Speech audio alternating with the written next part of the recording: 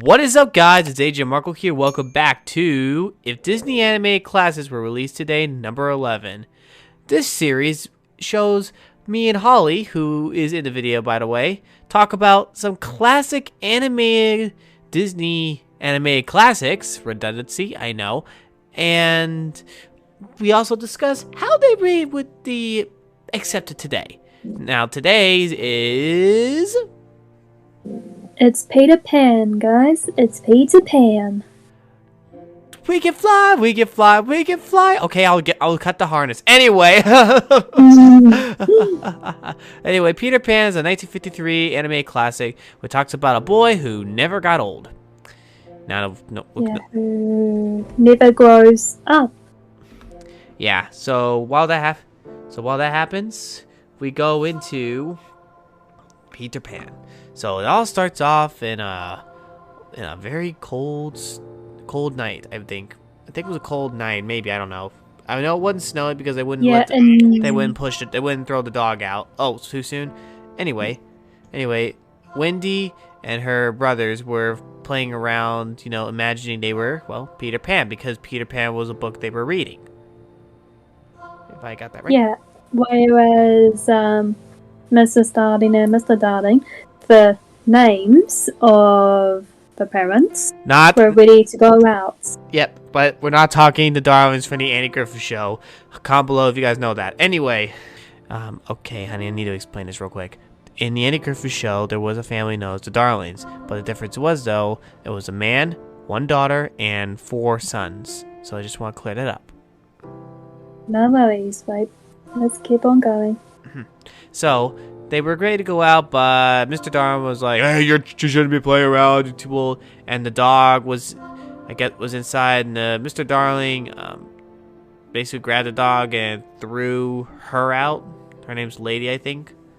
No, her name's Nana. Nana. As in, she was the maiden dog of the house, and she didn't really want to be treated like a pet, so she treated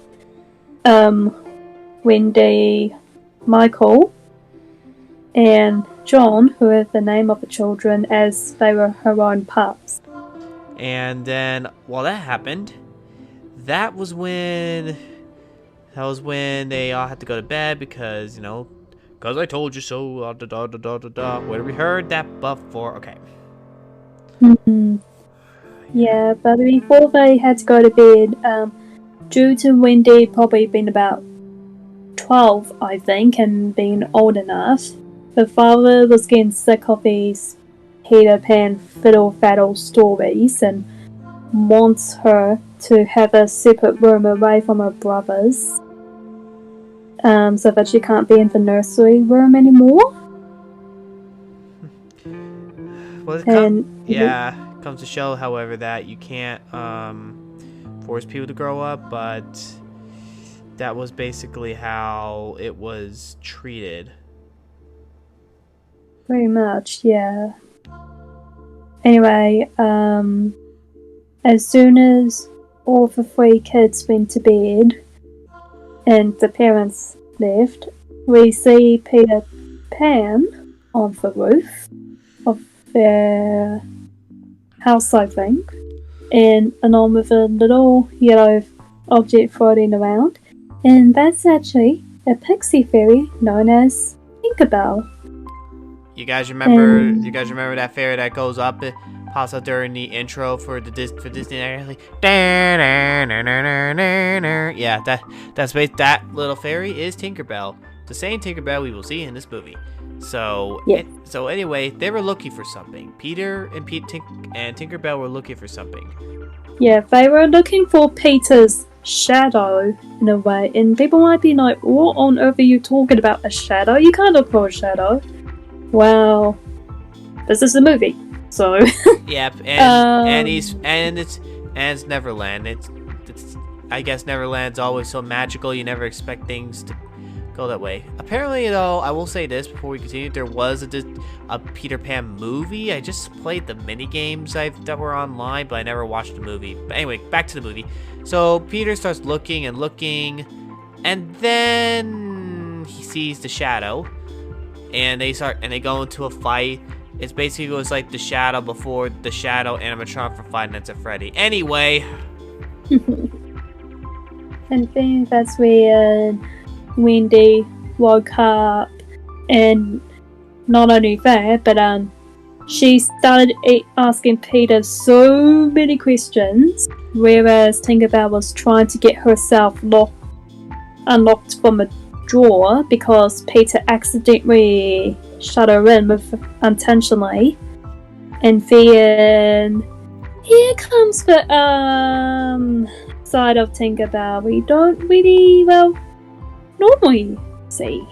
Yeah, yeah. I mean, it's kind of funny. Her dress is green, and Jealousy's like a green-eyed monster. So you guys say Tinkerbell was green in Jealousy. Yeah, she. The thing is that Wendy offered to give Peter a kiss, and somehow we know that Tinkerbell knows what a kiss is, and she was so mad with envy that she pulled Wendy's hair, and Peter had to stop her from doing that.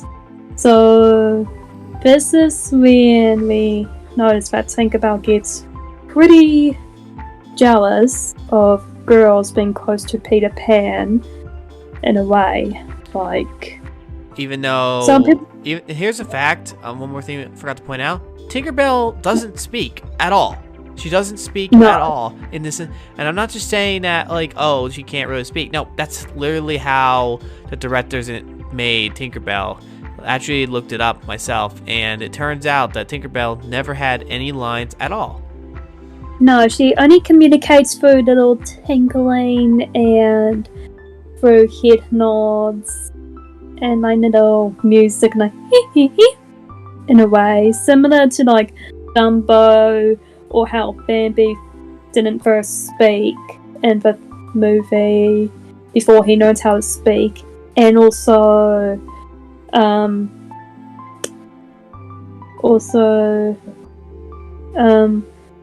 Dorothy from Snow White and the Seven Dwarfs. That will be coming up in the future, but no telling when that will be. But anyway, so make it short. After the long talk, now that when the brothers are up, they basically all decide to fly. Well, not decide. Peter wanted to lead them to Neverland. And of course, guess how they were able to make them fly? Yeah, not only did they have to think of something happy, like, for example, like going to see mermaids for Wendy, for Michael and John, pirates and that, but also intends pixie dust from good old Tinkerbell. Who's not so good old in a little bit. But anyway, they do get the pixie dust. And remember Nana, the dog? She was outside, and she also communicated to the youngest John, I think that was his name. Yeah, the youngest is yeah. No, it's Michael, I think. Michael. Yeah, it's Michael. I'm so sorry. Yeah. It's been a while, guys. But anyway, Nana communicates to Michael that she wants to fly too. So Michael grabs Tinkerbell like a little Barbie toy that you probably get when you're like 4 or 5 years old, and just shook the pixie dust, and it went on Nana. She flew, but there was one little problem. She had a rope around her neck. Collar, so she could fly, but unfortunately she can just wave as they flew on. And then while the song goes on, they go to Neverland. And then as they go down to Neverland, they go find the Lost Boys. And before we go on about the Lost Boys, we will say that we don't know if they have parents. We don't really know, so they could be orphans, for all we know. Hence the title, Lost Boys. Yeah. Which is a subject in heaps of Disney films. Yeah, that's very common. The Rescuers, there's Lion King a little bit, because basically Simba had no parents for a time because he ran away. Robin Hood and Maid Marian, a kind of a little interesting fact. They don't show any parents for them either.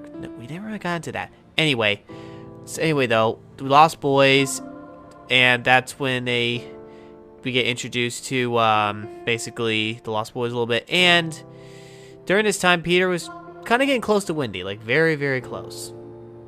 Yeah, and this is when Tinkerbell gets the malicious idea of waking up the Lost Boys and then telling them that she's a bird, and then they aim at her with rocks and equipment in it, and she nearly falls onto sharp rock while Tinkerbell's looking down, smiling maliciously, and Peter saves her just in time. So that's like nearly attempted murder.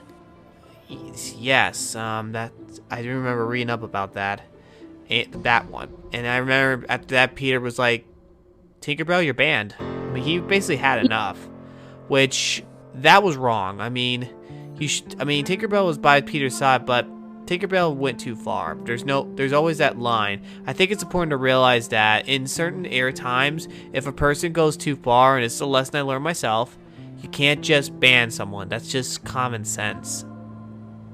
Yeah, she didn't exactly ban, but more like banished her, and she got all huffy and puffy. Banish, same thing, honey, because banned is sort of banished. Oh, sorry. It's okay.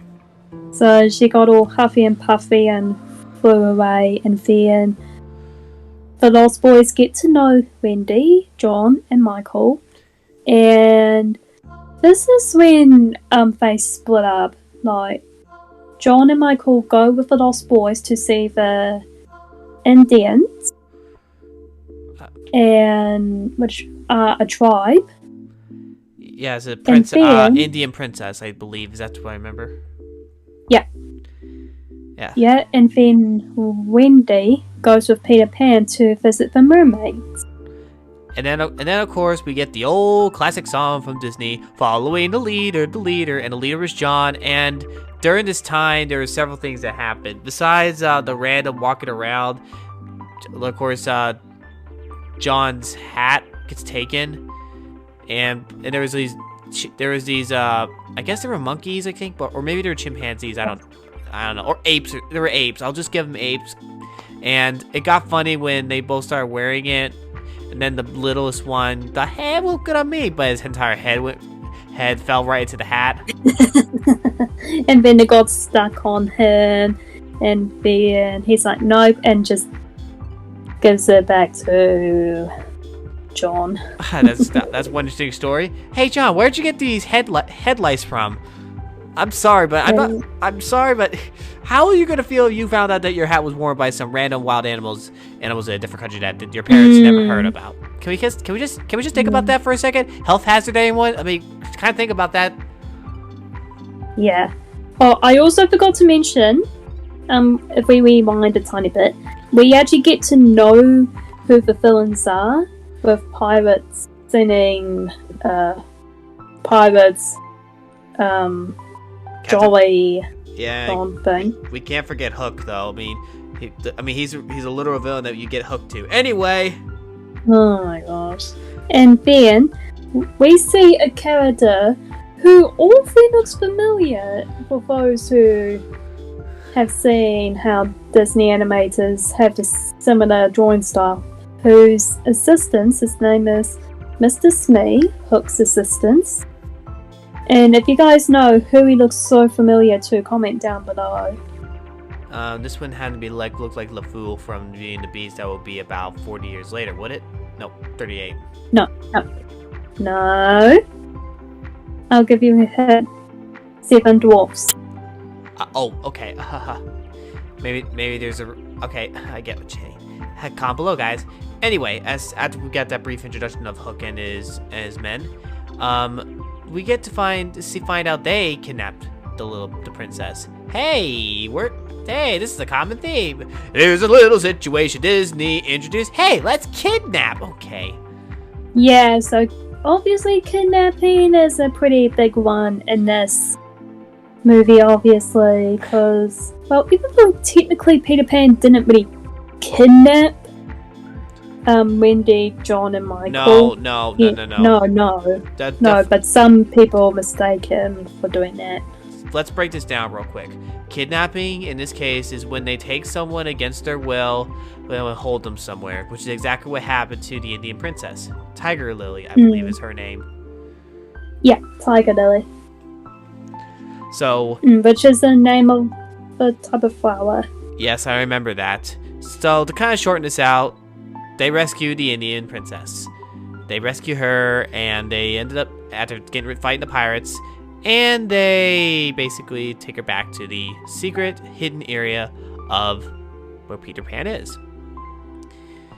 Unfortunately, though, that secret won't last for long.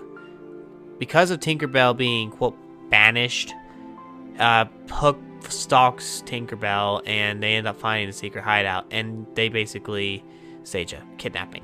Yeah, they use her jealousy in advance, saying like, "Oh boy, Tinkerbell, Peter Pan abandoned her in favor of Wendy, blah blah blah blah blah." But then, as we look forward, Tinkerbell realizes her wrongdoings, what she's doing is wrong.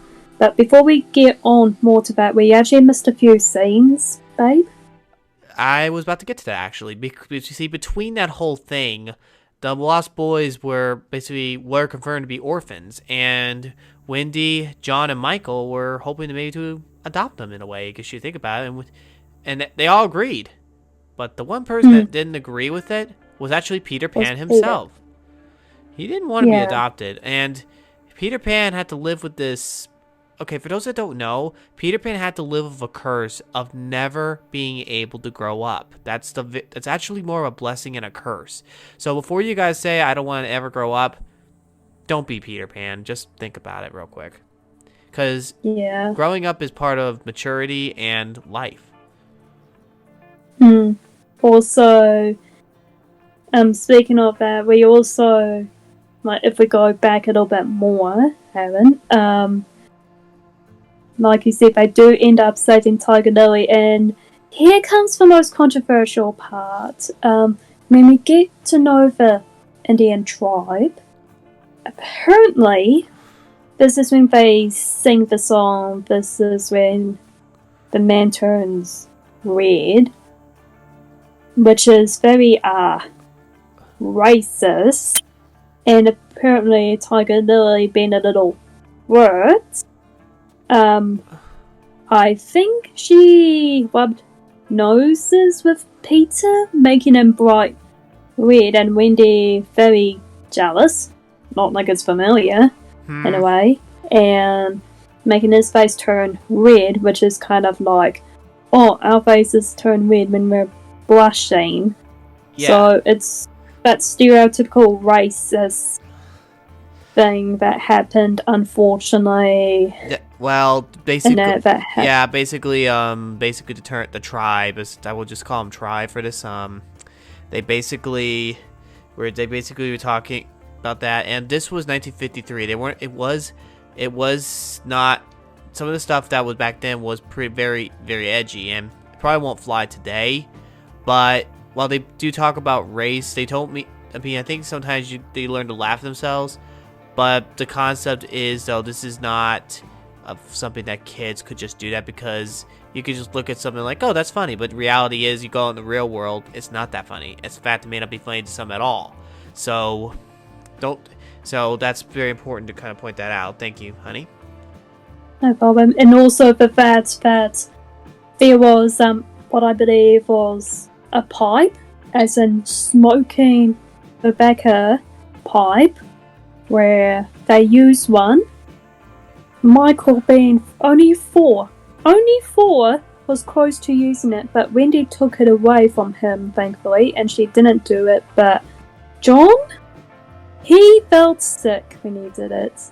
Yeah, ladies and gentlemen, kid smoking. Okay, I'll definitely note that down when we get to the review. If you guys watched now we do have we usually might have a poll now on Premiere Chat, so you guys probably will see that, and you guys will probably answer, is it rated PG, PG-13R when we finish this, so stay to the end. Exactly. Also, there is some alcoholism in this movie as well, such as when Captain Hook is trying to persuade Tinkerbell into trying to get Wendy, and that Mr. Smee is seen drinking alcohol and having hiccups and being drunk. This is basically like Robin Hood and Dumbo all over again. Yeah. But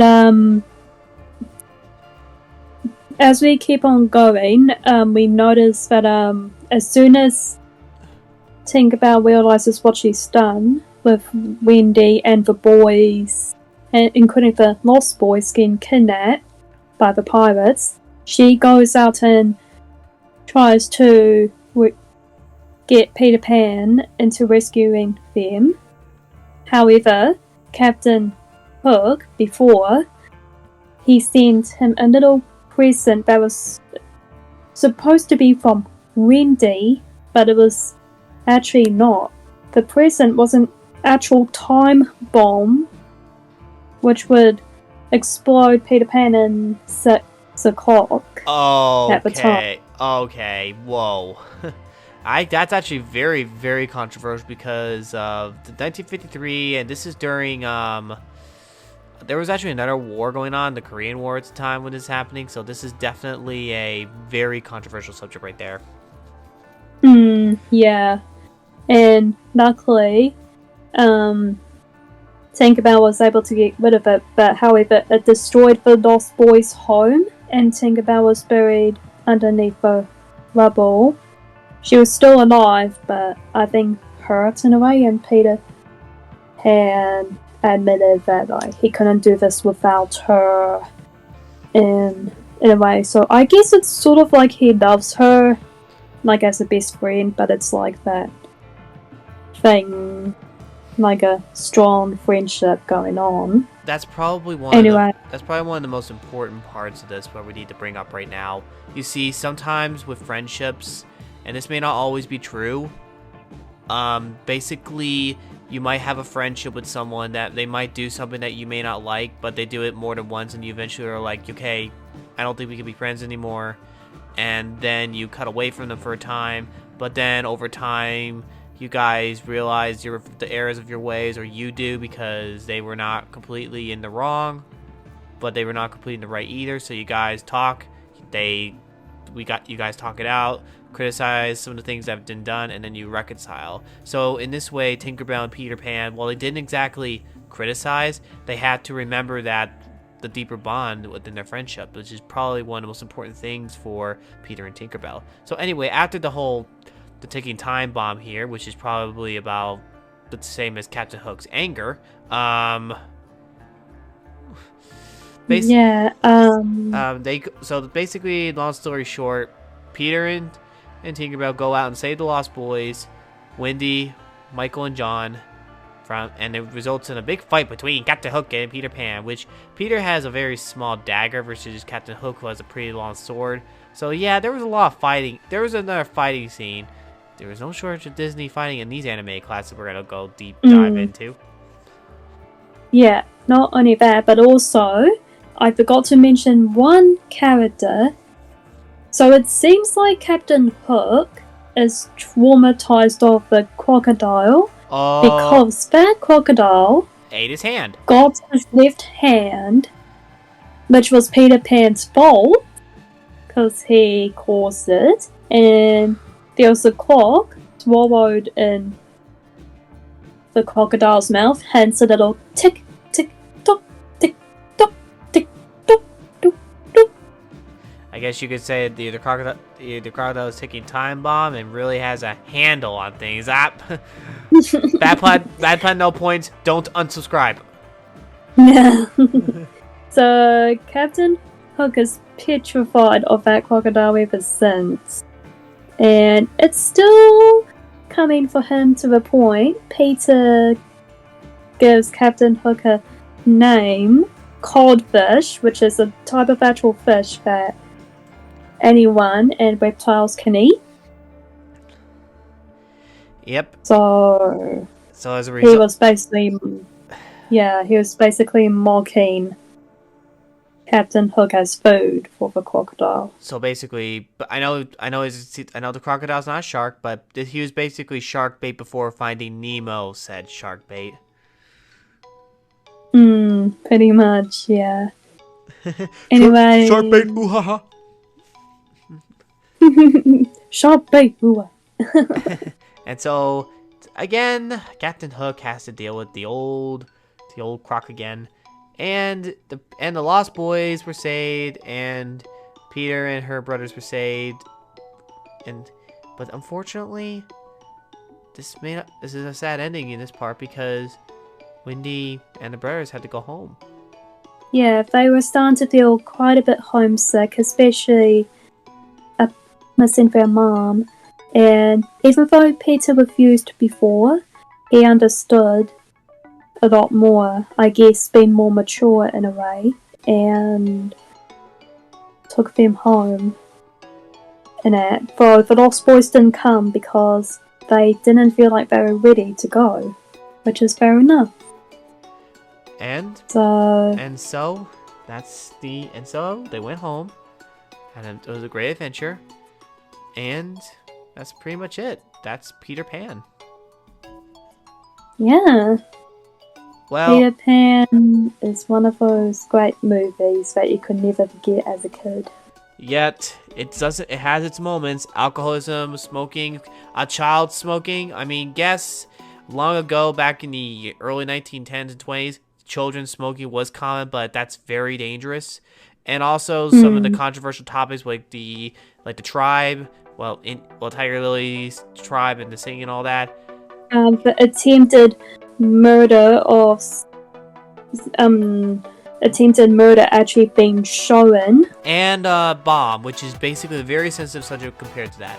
So unfortunately though, due to the sensitive nature, honey, I think we can all agree to speak. Even though there was no language, a high PG-13. There was no blood. Yeah. There was no blood or gore in this whole thing. There was a brief moment of the poor John having that face like he was sick. But seriously though, after that whole thing, it's safe to say Peter Pan is a PG-13. The reason that we talk about this and bring the raise is because we have to consider this. Children watching. Basically, if there's young children doing illegal stuff, it will raise the raise because that's like very endangering of a child. And there's fighting and violence and the heavy inflammation about a person losing their hand, thus Captain Hook, and also high intention for attempted murders we briefly mentioned. So yeah, Peter Pan's another classic, but will probably be PG-13 today. Even though there was a anime classic in 2003, I think there's talks about making another live action. Disney, can you please stop with the live action, please? Thank you. Yeah, and there was a Peter Pan 2 sequel, Return to Neverland, about Wendy's daughter Jane. We might go focus on the sequels in the future. I already have one sequel in mind, and also hopefully we might be able to discuss more about few Disney anime classics. I mean, there's a lot of Disney anime classics, but I think the latest we could probably go would probably be whenever they would maybe early to 21st century. I don't know, but I think when it comes to classics, they need to be about at least 20 years old, easy. So I think 20 years old might be the limit because we dealt with, there's a lot of old ones like that go back to the 30s that we have to get into because, Disney anime classics. Anyway, if you guys enjoyed, please make sure to subscribe to Holly's channel. Check out the playlist I have my channel. Help Holly reach to 6,000. Help me reach to 10,000. And we hope to see you guys in the next video. You guys know what I'm going to say. God bless you, Rod. Don't forget it. Be unique and be creative. Have a good day, everyone.